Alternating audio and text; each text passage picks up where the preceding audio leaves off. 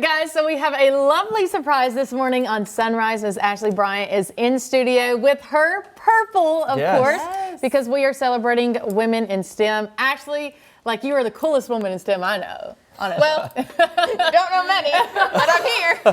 And you're up earlier, so we do appreciate that. Yeah, your clock is not playing tricks on you. It is AM still, yes, and you're awake. You said you went to bed at what, like 3? 3 a.m., folks. Yeah, but she normally sleeps from like 3 a.m. to noon. Yeah. And just as I sleep from like 7 p.m. to 3 a.m. So.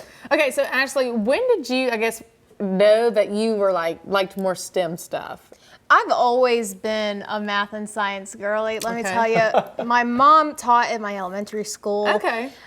This is so nerdy. This is so nerdy, but I got a perfect score on my math CRCT in Georgia in the 5th grade. That's great. So my math is that is her winning prize of talking about me. When she's teaching her math. She's like, "Oh, my daughter got a perfect score." Really? So I've always done the math. In her eyes, you're always perfect, I'm sure, but you've got the data to back it up. I do, yeah. Now, you went to school for meteorology. Like, when did you know that you wanted to do meteorology? See, okay, so I went to my grandparents' house all the time, and they kind of live watching the news, especially being in Georgia. It's the Weather Channel. They're right there. You got all of the crazy weather folks going all over the place. Mr. Cantori and his hurricane hunting, So that has always just been something I watched and then I wanted to get into. Now, when you were in school, and I guess now also in the field, are we seeing a lot of women, you feel like, in STEM, or do you still want to grow those numbers? We're seeing more, but we want to see more. Yeah.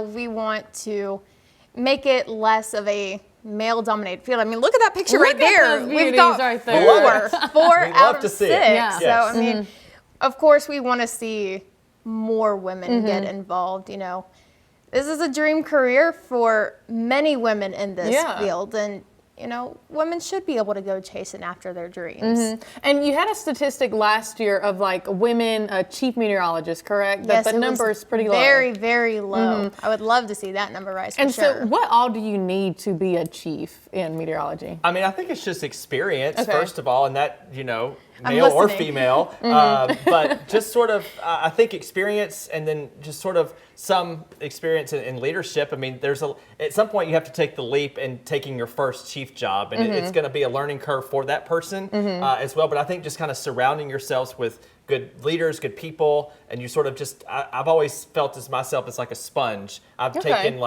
I've sponged off like Kendra in my female chief in South Carolina. I sponged a lot from her because I just felt like she had so many great qualities that I wanted to embody if I ever became a chief. And hopefully I've imparted some of those onto you so you can become a chief too. And then Ashleigh, you have been, our intern Addison has been working with you. What is one thing you try to teach interns when they come in? Confidence. Ooh, that's a good one. They're still in school when they come in, so they're still trying to learn the ropes of not only the system, but also the science. They're trying to figure out all of the things all at once.